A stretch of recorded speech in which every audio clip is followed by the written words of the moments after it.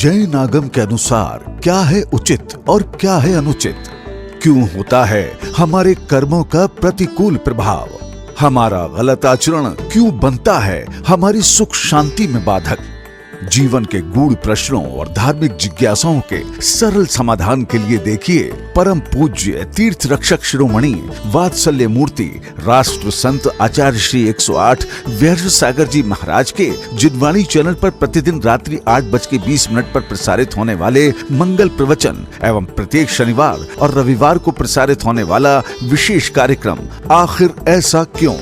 यदि आपके भी मन में कोई प्रश्न है, किसी भी प्रकार की जिज्ञासा है, तो आप भी कार्यक्रम के दौरान टीवी स्क्रीन पर फ्लैश होने वाले हमारे नंबर 9818663765 पर हमें व्हाट्सएप करें या अपनी जिज्ञासा एवं प्रश्न को हमारे पास टाइप करके भेजें। पूज्य आचार्य श्री जी द्वारा आपका मार्गदर्शन अवश्य किया जाएगा।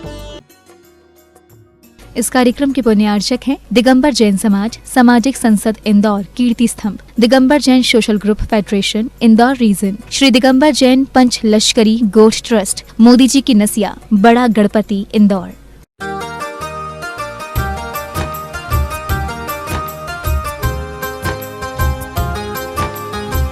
नमोस्तु नमोस्तु नमोस्तु। मैं रविंद्र काला। मेरा एक प्रश्न है कि मंदिर की शिखर पर ध्वज लगाने का क्या विधान है और इससे समाज का क्या लाभ होता है? रविंद्र काला जी ने अपनी जिज्ञासा रखी है इंदौर से, और उनकी जिज्ञासा है कि मंदिर का जो शिखर बनाया जाता है, शिखर के ऊपर ध्वजा क्यों लगाई जाती है। ध्वजा मंदिर में कहीं भी लगा दो पर उसका उतना प्रभाव नहीं पड़ेगा जितना मंदिर की शिखर पर लगी हुई ध्वजा का असर पड़ता है। अब वो ध्वजा मंदिर की शिखर पर करती क्या है, तो अपन देखेंगे कि मंदिर के शिखर पर जो ध्वजा होती है, वो ध्वजा जब शिखर के अंदर से जो पुण्य बरगणाएँ जो हमेशा 24 घंटे निकल रही हैं, वो बरगणाएँ जब निकल करके पाइप के माध्यम से शिखर के बाहर चली जाती हैं, तो वह ध्वजा यानी जो ध्वजा का कपड़ा है वो हवा से लहराता है, फहरता है, तो उससे हवा निकलती है, और जब हवा निकलेगी तो वो क्या करती है, बरगणाओं को धकेलती है, कभी इस दिशा की ओर कभी उस दिशा की ओर, है ना। बरगणाओं को कहते हैं ना, हवा चलेगी। जैसे अपन देखते हैं जब कभी अपन मंदिर जी में पूजा करते हैं और धूप घट अपन ने जला लिया मान लो, और अपन ने उसको जलाने के लिए मतलब थोड़ी भी हवा की तो धुआं यहाँ वहाँ हवा से फैलता है। तो वही ध्वजा क्या करती है, हमारे घरों तक, जो हमारे घर हैं चारों तरफ मंदिर के, तो उन मंदिर के चारों तरफ वो बरगणाओं को भेज देती है, नेटवर्क बना देती है। जाओ अभी यहाँ उड़ो, अब इस तरफ जाओ, इस तरफ जाओ, क्योंकि चारों तरफ चाहिए ध्वजा। तो वो ध्वजा क्या करती है, उपकार करती है हम पर, तो वो हमको पहुँचा। दूसरा अपन देखें, दूसरा कारण क्या है कि मंदिर के शिखर के ऊपर जो ध्वजा लगाई जाती है, उस ध्वजा को देखकर, क्योंकि जितने भी आकाश मार्ग से निकलने वाले जितने भी देवी देवता हैं, वो देवी देवता ही मंदिरों में अक्सर अतिशय करते हैं। भगवान नहीं करते अतिशय, भगवान तो वीतरागी हैं। तो जो भी अतिशय चमत्कार होता है मंदिर में, उनका इस मंदिर में घुंघरुओं की आवाज़ आती है, इस मंदिर में ढोल बजने की आवाज़ आती है, इस मंदिर में ऐसा आभास होता है, रात को आवाज़ें आती हैं।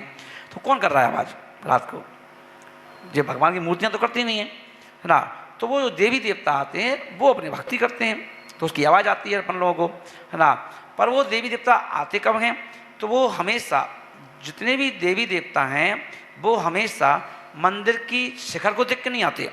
हम सब शिखर देख के मंदिर जाते हैं, और जितने भी देवी देवता हैं वो ध्वजा देख के आते हैं। तो ध्वजा को देखकर इसलिए कहा जाता है कि मंदिर के शिखर पर ध्वजा होना जरूरी है ना। और वो ध्वजा अपन देखें, उसका नाप है कि जो मंदिर का शिखर है, शिखर पे जो कलश है, जो कलश की जो बिल्कुल ऊंचाई का सबसे लास्ट मोमेंट वाला कलश है छोटा सा, उस कलश से जो अपना ये हाथ, एक हाथ कहलाता है, ऐसे 3 हाथ ऊपर, मतलब 3 हाथ से नीचे नहीं होना चाहिए ध्वजा, 3.5 हाथ हो सकती है, 4 हाथ हो सकती है, 5 हाथ हो सकती है, पर 3 हाथ से नीचे नहीं होना चाहिए। 3 हाथ से यदि नीची ध्वजा है तो वो समाज पर विपरीत असर डालती है। तो ध्वजा हमेशा 3 हाथ से ऊपर होना चाहिए। और तो ये दूसरा कारण है कि देवी देवता ध्वजा देख के आते हैं, थोड़ा से दिखाते हैं, है ना। तो इसलिए ध्वजा लगाई जाती है। तो ध्यान रखें और देखते रहेंगे आखिर ऐसा। नमोस्तु महर्षि, मैं काव्या। मेरा ये प्रश्न है कि जैसे कि वो मंदिर पे वो ध्वज लगाते तो पीतल का होना चाहिए कि कपड़े का? नमोस्तु महर्षि। कुमारी काव्या जैन कालानी से, और उसकी जिज्ञासा है मंदिर के शिखर पर पीतल का ध्वज होना चाहिए या कपड़े का ध्वज होना चाहिए। तो अपन ये देखेंगे पीतल का झंडा लगाने का किसी भी आगम में कोई विधान नहीं है, फिर ये लगाते क्यों हैं, प्रश्न नहीं उठेगा। तो ये अपन ये देखें, लोगों की शिकायत रही कि अब कितनी बार झंडा बदलें, इतने ऊपर होने से हवाएं चलती हैं, हवा चलने से झंडा क्या होता है, फट जाता है तो फिर बेकार लगता है, फटा झंडा नहीं होना चाहिए। तो कितनी बार चेंज करें, इतनी ऊपर कौन चढ़ेगा बार बार। तो इसलिए एक रास्ता निकाला गया कि एकदम एक काम करो, पीतल की ध्वजा चढ़ा दो। तो वो तो एक अपने चढ़ाना तो नियम हो गया कि ध्वजा लगी है, पर ध्वजा लगाने के पीछे जो लॉजिक था कि वो बरगड़ाएँ हमारे घर तक पहुँचें, वो नहीं पहुँच पाएंगी। तो झंडा एक बार लगा दिया, जैसा लगा है तो वैसे ही खड़ा रहेगा वो, तो है ना। तो इसलिए जब ध्वजा बरगड़ाएँ नहीं पहुँचेंगी तो उसका ये प्रभाव पड़ता है कि मंदिर में चोरी हो जाती है ना। अड़ोस पड़ोस में खूब दंगे फसाद होते हैं, घर घर में लड़ाई झगड़े होते हैं, सब कुछ जो नहीं होना चाहिए वो सब हो रहा है ना। तो इसलिए झंडा हमेशा कपड़े का ही लगाना चाहिए, कपड़े का ही कहेंगे अपन यहाँ पर ही, है ना। यहाँ पे पीतल का कोई झंडे का काम नहीं। पीतल का झंडा भी इतना भारी हो जाता है, कईयों बार हवा चलने से झंडे गिर पड़े, वजन इतना लोड हो जाता है उसमें। इसलिए कपड़े का ध्वज जो होता है उसमें वजन भी नहीं है और अपने वो फहराता भी है, आवाज़ भी आती है। कभी कभी रात को सुनसान हो जाती है और झंडा अच्छी से हवा चल रही हो तो नीचे छत पे हम लोग कभी जैसे मान लो वहाँ पर विश्राम कर रहे हैं तो आवाज़ आती है झंडे की। तो आवाज़ क्या करती है, हम लोग को अच्छे आवाज़ लगाती है कि हाँ भाई जागते रहो हमें ना। इसलिए कपड़े का झंडा ही लगाना चाहिए। नमस्ते गुरुदेव, मैं कल्पना गंगवाल कालानी नगर से। मैं काल्प सर्प योग के विषय में पूछ रही हूँ कि बच्चों को शादी में क्यों अड़चने आ रही है। श्रीमती कल्पना जैन गंगवाल, और उनकी जिज्ञासा है एक काल सर्प योग क्या होता है। तो अपन देखेंगे कि काल सर्प योग है, इसको जैन दर्शन में कोई स्थान नहीं दिया गया क्योंकि इसका कोई ज़्यादा प्रभाव नहीं है। काल सर्प योग कुछ ग्रह जो हैं वो हमको डरा दिया गया, तुम्हारे ऊपर शनि की दशा है, तुम्हारे ऊपर इसकी गुरु की दशा है, तुम्हारे ऊपर काल सर्प योग है, तुम्हारे ऊपर ये है, तो रहने दो, क्या दिक्कत है। हाँ, काल सर्प योग है तो अपन देखें कि हिंदुओं के अनुसार काल सर्प योग को बहुत बड़ा धंधा बना दिया और नासिक में उसका मंदिर बना दिया कि यहाँ उतरता है, यहाँ उसको लेके आओ मरीज को, और ऐसा होगा वैसा होगा, इसको ऐसे उतारा जाएगा, ये विधि होगी, ऐसा सामान लगेगा, है ना। पर जैनों में जब कोई पूछता है महाराज से कि महाराज जी काल सर्प योग क्या है, तो अपन कहते हैं काल सर्प योग नाम की कोई चीज़ नहीं है। काल सर्प योग यदि आपको कोई बताता भी है मान लो तो कहना ठीक है। और काल सर्प योग है ना, तो काल तो सबके साथ है ना। तो अब अपन देखेंगे कि भाई सर्प हमारे पार्श्वनाथ के साथ है तो पार्श्वनाथ की जाप कर लो, है ना। पार्श्वनाथ की जाप कर लो, आपको कहीं जाने की जरूरत नहीं है ना। पार्श्वनाथ की जाप करो और वह सब ठीक हो जाएगा। और बाकी उसके नाम से डरो मत, ग्रह तो सबके साथ होते हैं, जितने भी ग्रह नवग्रह होते हैं ये पूरे के पूरे 9 ग्रह व्यक्ति के साथ चलते हैं, है ना। और ग्रह नहीं होंगे तो काम कैसे चलेगा, है ना, क्योंकि हर ग्रह की ड्यूटी लगा दी गई आपको क्या करना है। तो इसलिए अपन देखें गुरु यदि है, कब गुरु का होना जरूरी है, गुरु नहीं होगा तो हमारे सारे काम बिगड़ जाएंगे। शनि नहीं होगा, अब अपन किसी ने कह दिया शनि योग चल रहा है तुम्हारा, और शनि योग चल रहा है तो अपन कहेंगे अंगूठी पहनो जी, मुनीश्वर प्रधान भगवान की जाप करो, है ना, और ये अंगूठी पहन लो। तो अब तुम अगर शनि उतार दोगे तो तुम्हारा पैसा नहीं टिकेगा। पैसा उसी के घर में धमाधम आता है जिसका शनि तेज होता है। दीक्षा वो ही लेता है जिसका शनि तेज होता है। प्रधानमंत्री, राष्ट्रपति, सीएम, सांसद, विधायक वो ही बनते हैं जिनका शनि तेज होता है। अब तुम बताओ शनि चाहिए कि नहीं चाहिए, है ना। अब तुम अब किसी ने कहा शनि तेज है तो तुम्हारा, तुम क्या करोगे कि भाई भैया कहता डर गए, बताओ कैसे इसका शांति हो। शांति क्यों हो, शनि को रखो साथ में, शनि साथ में रहेगा तो हम जाके सफलता के झंडे गाड़ सकते हैं। तो ऐसे सभी ग्रहों का अपना अपना प्रभाव है, तो इसलिए अपन को ग्रहों से डरना नहीं चाहिए, है ना। आप तो पाप से डरो और बाकी तो सब क्या करो, खूब जाप करो, बच्चों की शादियां भी हो जाएंगी। अब बच्चों की अपन तो चिंता करते हैं कि बच्चों की शादी नहीं हो रही, बच्चों की शादी कैसे हो, पर बच्चे को कोई चिंता नहीं है। मतलब बच्चों को चिंता है क्या, मैंने कोई चिंता नहीं, है ना। 35 साल की लड़की, उससे कहो शादी अभी नहीं, अरे क्यों अभी क्यों नहीं, अब कब करोगी, 60-70 साल में करोगी क्या, है ना। जी बताओ, एक तो लड़की की उम्र वैसे ही 20-22 साल की उम्र तो लड़की की होती है, वहाँ करो शादी, ठीक है ना। अब 30 साल की हो गई, वैसे लड़की नहीं बची, वो 35 साल की हो गई, वो फिर लड़की नहीं बची, अब कह रहे कि इस लड़की की शादी नहीं हो रही, है ना। अब उसको चिंता नहीं है अपनी, तो इसलिए उसको चिंता है। तो जिस कहते हैं ना कि जो मुखिया होता है, आपको कोई परेशानी है घर में, यदि बेटी बीमार है तो डॉक्टर के पास मानी जाती है कि इंजेक्शन हमें लगा दो, है ना, बेटी ठीक हो जाए। कहते कभी ऐसे क्या, तो जिसको जो बीमार होता है उसी को इलाज करना पड़ता है। तो ऐसे ही अपन देखें कि जिसको बच्चे हैं, कोई परेशानी आ भी रही है, तो वो बच्चे क्या करें, त्याग तपस्या करें।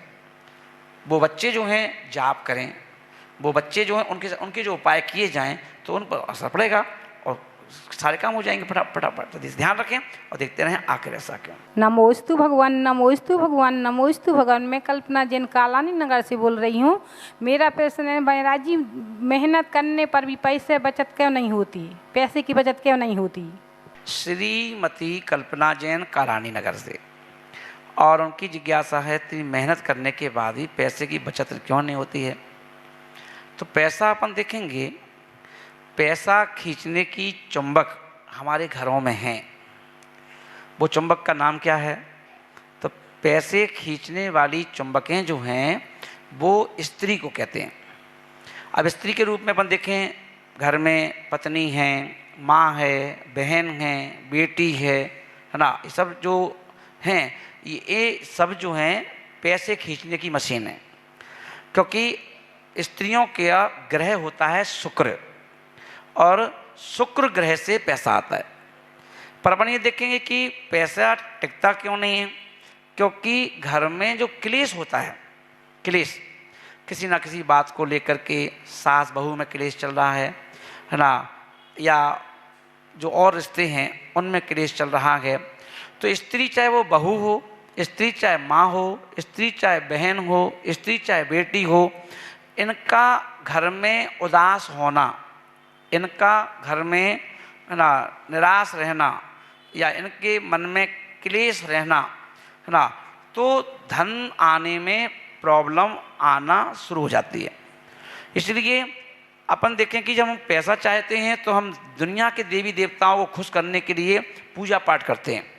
तो कहा गया कि दुनिया भर के देवी देवताओं को तुम पूजते हो, है ना, और घर की देवियों को दुष्ट रखते हो। तो बोले घर की देवियों को खुश रखो।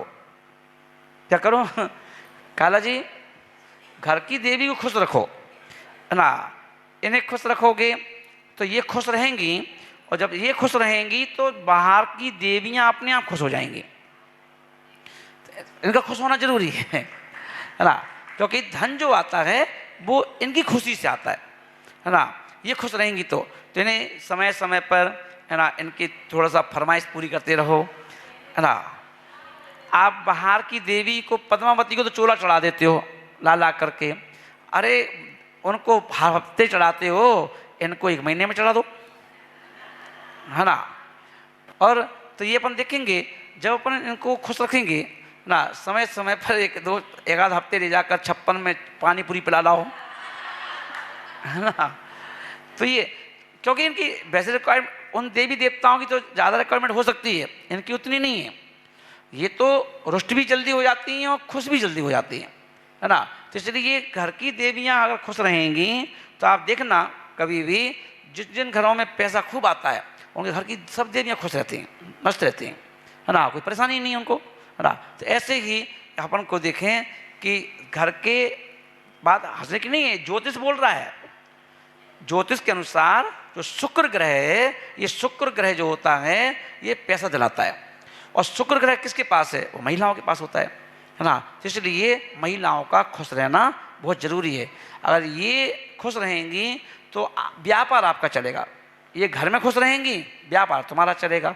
ये घर में खुश रहेंगी, बरकत अपने आप हो जाएगी। तो इसलिए हम लोग ध्यान रखें, घर में पैसा भी टिकेगा। जब खुश रहेंगी तो ये कहाँ कहाँ से पैसा जोड़ लेती हैं, कहाँ कहाँ से, और आपको ज़रूरत पे रिजर्व बैंक की तरह देती रहेंगी, पर इनको खुश रखो, है ना। काला जी ध्यान रखना आप, ठीक है ना, और देखते रहें आखिर ऐसा क्या।